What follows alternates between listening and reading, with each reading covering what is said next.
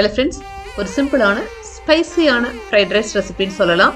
கடையில வாங்கும்போது ரொம்ப மைல்டா இருக்கும், காரமெல்லாம் பெருசா இருக்காது.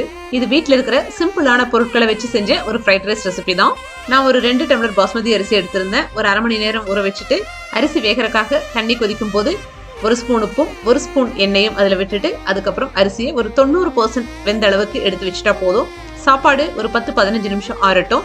இப்போ ஒரு பேன்ல 2 ஸ்பூன் ஆயில் சேர்த்துட்டு கேரட், கேபேஜ், பீன்ஸ் இதெல்லாம் கொஞ்சம் சால்ட் போட்டு வதக்குனதுக்கு அப்புறம் கொஞ்சம் காய்கறி எல்லாம் வெந்திருந்தா நல்லா இருக்கும்னு ஃபீல் பண்றவங்க ஒரு 10 நிமிஷம் லோ ஃப்ளேம்ல வச்சு மூடி போட்டு வச்சோம்னா காய்கறி கொஞ்சம் சாஃப்ட் ஆயிரும். அதுக்கப்புறம் ஃபைனலா கேப்சிகம் கூடவே ஒரு சின்ன ஸ்பூன் மிளகாய் தூளையும் போட்டு காய்கறியை நல்லா வதக்கிட்டு இப்போ ஆற வச்சிருந்த ரைஸை அதில் மிக்ஸ் பண்ணும்போது 1 ஸ்பூன் மிளகுத்தூள், கொஞ்சமா கரம் மசாலா, கொஞ்சம் உப்பு இதெல்லாம் போட்டு கம்ப்ளீட்டா மிக்ஸ் பண்ணோம்னா ஃப்ரைட் ரைஸ் ரெடி.